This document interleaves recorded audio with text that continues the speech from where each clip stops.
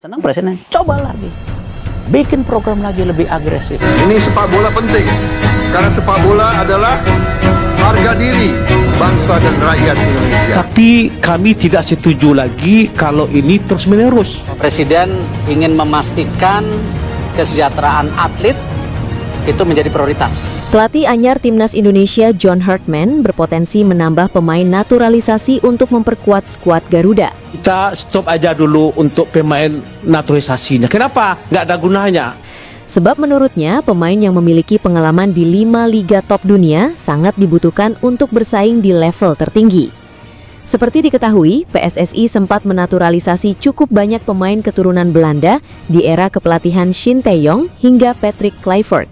Namun para pemain naturalisasi yang sudah ada tersebut tampaknya masih belum cukup buat Hartman. Untuk bisa bersaing di panggung dunia, Anda membutuhkan pemain level 1 dan 2. Pemain yang bermain di 5 liga top dunia, Anda butuh pemain yang sudah merasakan intensitas dan kecerdasan taktik sepak bola dunia dan sepak bola internasional. Jadi saya akan terus merekrut pemain yang karirnya menceritakan kisah terbaik. Dan karir sepak bola seseorang tidak berbohong. Kalau Anda pemain top, Anda bermain di level tertinggi, imbuhnya. Indonesia sekarang berada di tahap di mana banyak orang ingin bermain untuk negara ini, dan para pemain lokal, semangat, energi, dan komitmen mereka akan sangat terlihat. Lanjut Hartman. Hartman kemudian menjawab pertanyaan wartawan apakah dia akan mencari pemain keturunan Indonesia dari dataran Inggris, tempat ia lahir pada 19 Juli 1975 di Consett. Menurutnya, itu bisa saja terjadi. Kami berusaha membawa pemain terbaik ke negara ini. Meyakinkan mereka untuk bermain bagi Indonesia memang langkah besar, karena ada banyak peluang lain bagi pemain-pemain itu, ujar Hartman yang berusia 50 tahun. Agenda terdekat Hartman bersama Timnas Indonesia adalah melakoni ajang FIFA Series di Stadion Utama Gelora Bung Karno atau SUGBK pada 23-31 Maret. Setelah itu, Hartman akan dihadapkan dengan agenda FIFA Matchday pada Juni, September, Oktober, dan November, serta Piala AFF 2026 yang dijadwalkan berlangsung mulai 25 Juli mendatang. PSSI telah memperkenalkan secara resmi John Hartman kepada publik sebagai pelatih anyar Timnas Indonesia. Acara perkenalannya berlangsung megah di Ballroom Hotel Mulia, Senayan, Jakarta, Selasa 13 Januari WIB. Bagi Hartman, salah satu tantangan yang akan dihadapi sebagai pelatih Timnas Indonesia adalah menyatukan potensi pemain diaspora dengan pemain lokal. Jika itu bisa dilakukan, menurutnya Timnas Indonesia bakal semakin kuat. Bagi saya tidak melihat paspor mereka. Saya melihat peluang dan yang terpenting adalah menerima keberagaman ini sebagai kekuatan besar untuk Garuda, kata Hartman saat memperkenalkan dirinya di hadapan awak media dan jajaran pengurus PSSI yang hadir. Hartman juga menyadari tekanan bakal datang setelah Timnas Indonesia gagal mewujudkan mimpi tampil di Piala Dunia 2026. Menurutnya itu wajar terjadi dan dia siap memikul tanggung jawab untuk membuat Timnas Indonesia menjadi lebih baik. Terlebih, Hartman punya pengalaman serupa bersama Timnas Kanada. Tentu ada tekanan, jelas, mengingat apa yang disebutkan sebelumnya sudah dekat tetapi belum berhasil. Jadi, apakah sudah siap menghadapi tekanan ini, terutama dari para penggemar? Anda datang ke sebuah organisasi, memimpin sebuah tim, memikul beban sebuah bangsa, dan beban itu bisa saja menjadi kutukan atau berkah, papar Hartman yang berkewarganegaraan Inggris. Kami akan mengolah itu menjadi sebuah berkah. Ini akan menjadi sebuah peluang yang besar yang akan terus saya bagikan kepada para pemain, karena saya pernah mengalami momen ketika sebuah negara berhenti sejenak dan Anda lolos untuk pertama kalinya. Saya telah mengalami momen itu, tuturnya usai mengantar Kanada lolos ke Piala Dunia 2022 sejak 1986. John Hartman mendapat kontrak selama 2 tahun oleh PSSI untuk menukangi Timnas Indonesia. Namun ada opsi perpanjangan kontrak 2 tahun ke depan pada kontrak untuk menyongsong Piala Dunia 2030. John Hartman yang berusia 50 tahun tercatat sebagai satu-satunya pelatih di dunia yang berhasil membawa tim nasional putra dan putri dari satu negara berbeda lolos ke Piala Dunia FIFA.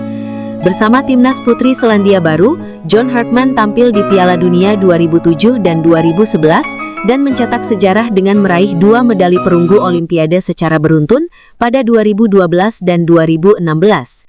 Sementara itu di sektor putra, Hartman sukses mengantar timnas Kanada ke Piala Dunia Qatar 2022 yang belum pernah terjadi dalam 36 tahun sebelumnya. Kemudian peringkat FIFA Kanada langsung meroket ke posisi 77 ke 33 dunia. Jayden terlibat kasus kekerasan saat pertandingan antara Fenerbahce melawan Galatasaray pada 19 Mei lalu.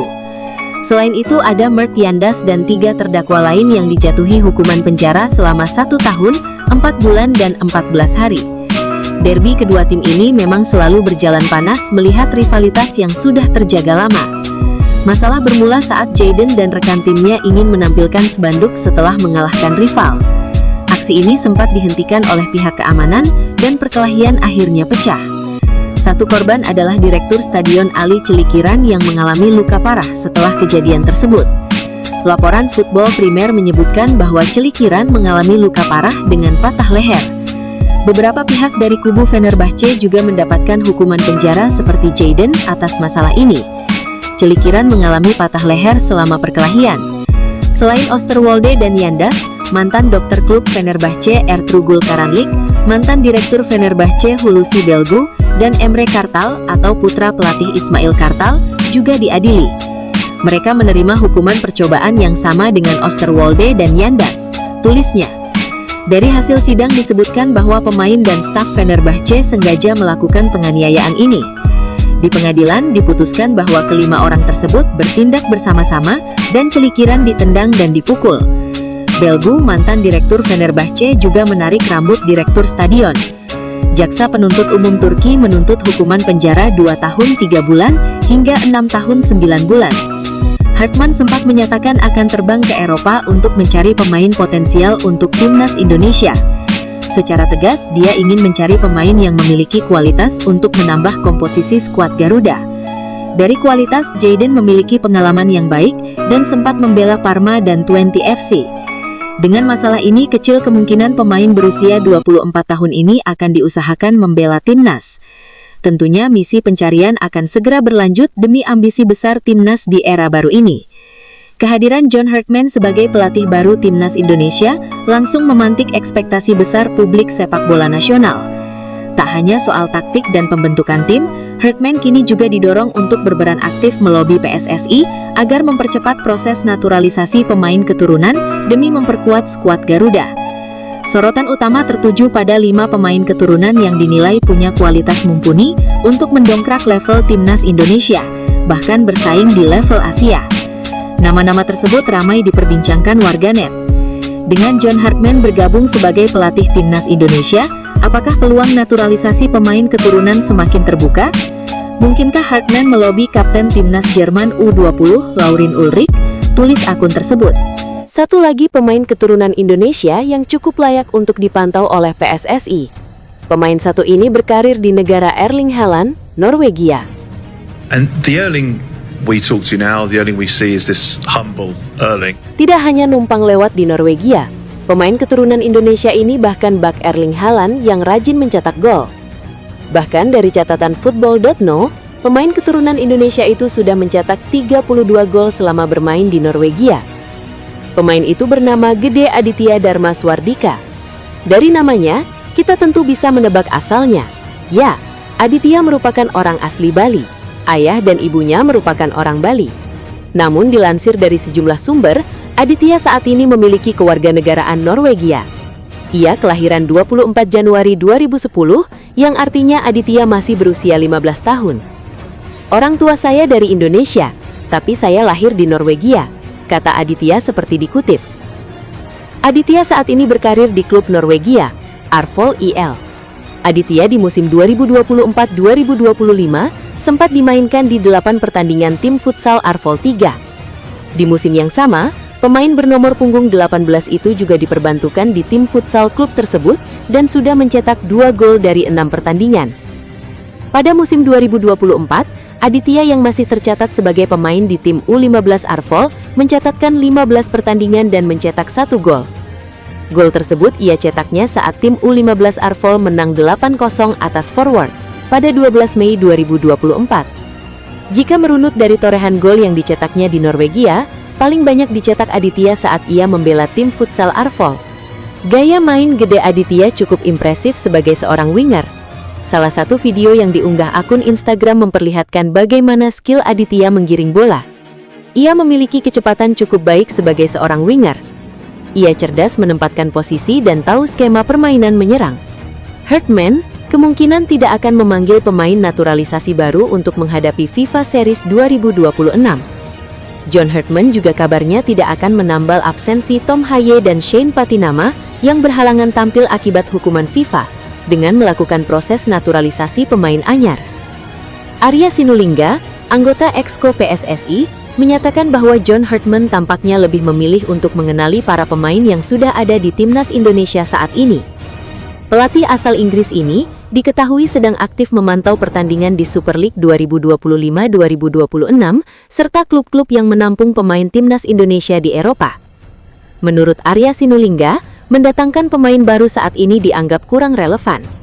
Hal ini disebabkan John Hartman belum mencoba satu pun pertandingan resmi dan masih dalam proses memahami kemampuan setiap pemain timnas Indonesia. Diketahui bahwa John Hartman resmi ditunjuk oleh PSSI pada Januari 2026 dengan kontrak selama 2 tahun. Aksi perdana timnas Indonesia di bawah kepemimpinannya akan terlihat di FIFA Series 2026 yang dijadwalkan berlangsung antara 23 hingga 31 Maret 2026. Yang ada saja kan belum pernah dia coba semuanya. Jadi belum tahu kemampuannya, pembagiannya, perannya. Dia menganggap lucu jika menambah pemain baru tanpa memahami potensi pemain yang sudah ada. Arya Sinulinga juga menyatakan bahwa PSSI sangat menghargai sikap John Hartman yang proaktif dalam memantau pemain timnas Indonesia. Langkah ini diambil untuk mendapatkan gambaran menyeluruh mengenai kualitas para pemain sebelum menentukan formasi terbaik timnas. Menurut keterangan Arya Sinulinga, di FIFA Series 2026, timnas Indonesia dijadwalkan akan bertanding melawan Saint Kitts and Nevis. Andai mampu mengalahkan Saint Kitts and Nevis, timnas Indonesia akan lanjut bertemu pemenang laga Bulgaria melawan Kepulauan Solomon di final FIFA Series 2026. Seluruh pertandingan akan berlangsung di Stadion Utama Gelora Bung Karno, Jakarta Pusat. Nanti setelah FIFA Series, baru dia akan melihat apakah pemain ini lanjut, atau ada perubahan, atau mungkin ada tambahan. Semua tergantung evaluasi dia. Ia juga mencatat bahwa sampai saat ini, John Hartman belum memberikan laporan resmi kepada PSSI terkait penambahan pemain baru. Belum ada kabar. Apalagi ini sudah terlalu dekat. Bulan Maret FIFA Series, sekarang sudah Februari.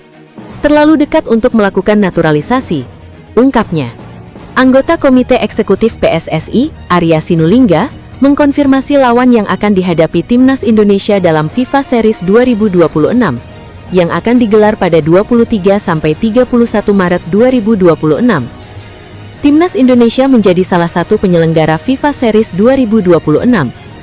Tim berjulukan Garuda itu akan menjadi tuan rumah untuk timnas Bulgaria, timnas Saint Kitts and Nevis, dan timnas Kepulauan Solomon.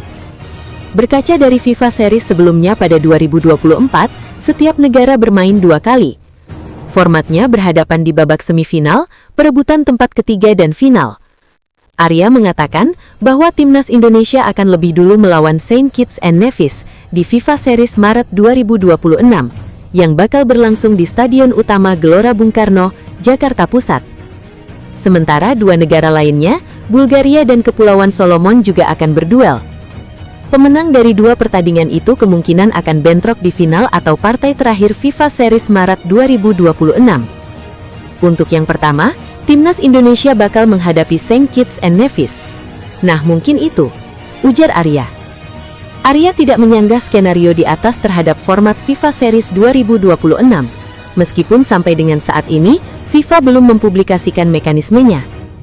Secara ranking FIFA per 19 Januari 2026, Bulgaria menjadi yang tertinggi di peringkat 87, disusul timnas Indonesia ke-122, timnas Kepulauan Solomon ke-152, dan timnas Saint Kitts and Nevis ke-154.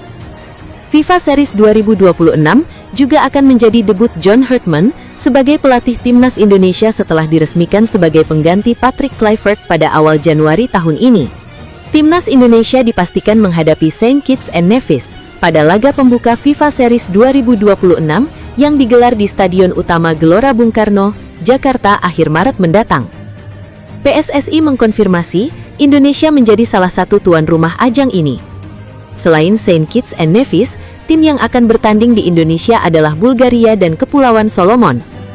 Format FIFA Series 2026 dirancang sederhana. Laga pertama menjadi penentu jalur final.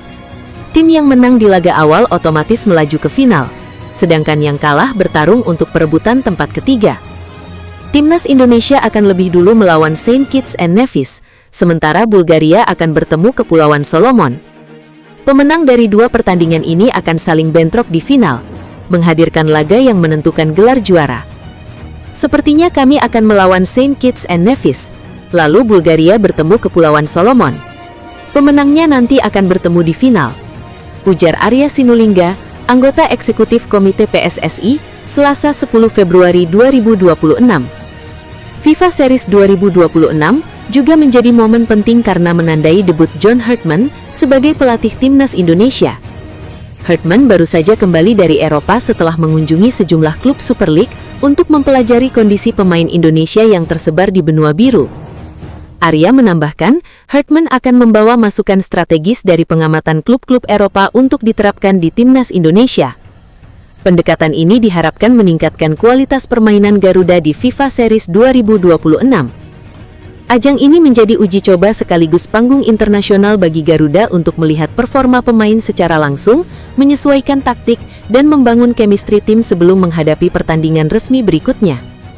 PSSI menegaskan persiapan timnas Indonesia sudah matang, termasuk kesiapan stadion, koordinasi keamanan, dan jadwal pertandingan. Dukungan supporter di GBK diharapkan menjadi motivasi tambahan bagi Garuda untuk meraih hasil maksimal di laga pembuka. Dengan kombinasi debut pelatih baru, format kompetitif dan laga internasional di GBK, FIFA Series 2026 menjadi momentum strategis bagi timnas Indonesia menegaskan kapasitasnya di level global, sekaligus memberi pengalaman berharga bagi pemain. Timnas Indonesia akan menghadapi Saint Kitts and Nevis di pertandingan perdana FIFA Series 2026. Timnas Indonesia bakal menghadapi Saint Kitts and Nevis setelah FIFA secara resmi meluncurkan jadwal pertandingan FIFA Series 2026. Jakarta menjadi salah satu tuan rumah FIFA Series 2026 yang digelar pada 27 hingga 30 Maret. Timnas Indonesia akan menghadapi Saint Kitts and Nevis yang merupakan wakil CONCACAF di Stadion Utama Gelora Bung Karno (SUGBK) 27 Maret nanti.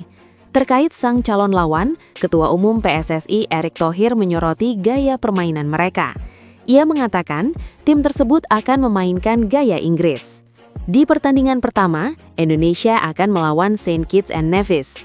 Mantan pelatih tim nasional atau Timnas Indonesia, Shin Tae-yong, memberikan respon positif terhadap penunjukan John Hartman sebagai pelatih anyar skuad Garuda.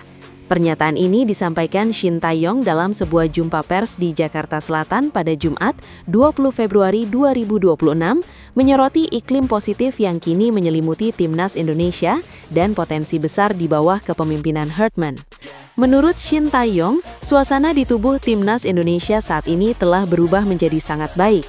Pelatih asal Korea Selatan tersebut juga meyakini kapasitas John Hartman untuk membawa Timnas Indonesia meraih pencapaian yang lebih baik. Dukungan dari para penggemar sepak bola Indonesia disebutnya sebagai kunci penting untuk mencapai hasil maksimal di era baru ini. Pergantian kepelatihan Timnas Indonesia menjadi sorotan utama di kancah sepak bola nasional pada awal 2026. Sebelumnya, di bawah arahan Shin Tae-yong, Timnas Indonesia menunjukkan grafik peningkatan performa yang signifikan. Asa untuk berlaga di Piala Dunia 2026 sempat membesar di tangan Shin Tae-yong, bahkan ia nyaris membawa Timnas U23 Indonesia lolos ke Olimpiade 2024 setelah berhasil menembus semifinal Piala Asia U23 2024. Namun, di tengah perjalanan kualifikasi Piala Dunia 2026, Shin Tae-yong digantikan oleh John Hartman. Keputusan ini memicu berbagai spekulasi dan perdebatan di kalangan penggemar dan pengamat sepak bola tanah air. Dalam pernyataannya, Shin Tae-yong secara eksplisit menyatakan keyakinannya terhadap John Hartman. "Sekarang pelatih timnas baru ya, suasana sangat baik juga, sudah berubah jadi baik," ujar Shin Tae-yong. Ia melanjutkan, Dan saya percaya, kalau ada dukungan bagus dari para fans sepak bola Indonesia, pasti akan membawa hasil yang bagus. Pengamatan Shin Tae-yong menunjukkan bahwa sepak bola Indonesia sedang berada di jalur yang benar menuju perkembangan yang lebih pesat. Beberapa kali saya bicara ya, sedang berkembang juga sepak bola Indonesia dan juga kedepannya akan berkembang, tegasnya. Ini menjadi sinyal kuat bahwa fondasi yang telah dibangun sebelumnya diharapkan dapat terus tumbuh dan memberikan hasil nyata di bawah kepemimpinan Hurtman. Penunjukan John Hurtman, pelatih yang dikenal dengan rekam jejaknya di kancah internasional, membuka babak baru bagi timnas Indonesia. Dengan dukungan penuh dari PSSI dan optimisme dari mantan pelatih sekelas Shin Tae-yong, Hurtman memiliki modal berharga untuk melanjutkan tren positif. Kapasitas Hurtman dalam membangun tim dan strateginya akan menjadi penentu arah timnas Indonesia di berbagai ajang mendatang, termasuk kualifikasi Piala Dunia 2026 yang masih berjalan dan turnamen-turnamen regional lainnya. Shin Tae-yong secara khusus menyoroti pentingnya dukungan supporter. Fanatisme dan antusiasme supporter Indonesia diyakini dapat menjadi energi tambahan yang krusial bagi para pemain di lapangan. Semangat yang membara dari tribun penonton seringkali terbukti mampu mengangkat moral tim dan memicu performa terbaik. Meski optimisme menyelimuti, John Hurtman juga akan menghadapi berbagai risiko dan tantangan besar. Ekspektasi publik yang tinggi pasca era Shin Tae-yong menjadi tekanan tersendiri. Hurtman perlu beradaptasi cepat dengan budaya sepak bola Indonesia, karakter pemain, serta rivalitas di kawasan Asia Tenggara dan Asia. Adaptasi gaya permainan. Salah satu tantangan utama adalah adaptasi gaya permainan. Setiap pelatih memiliki filosofi dan taktiknya sendiri. Hurtman harus menemukan formula yang tepat untuk memaksimalkan potensi pemain Indonesia, menggabungkan kekuatan fisik, kecepatan dan kreativitas yang ada, sembari tetap solid dalam pertahanan. Setelah peningkatan signifikan di bawah Shin Tae-yong, publik tentu berharap timnas Indonesia tidak hanya mempertahankan, tetapi juga meningkatkan performa.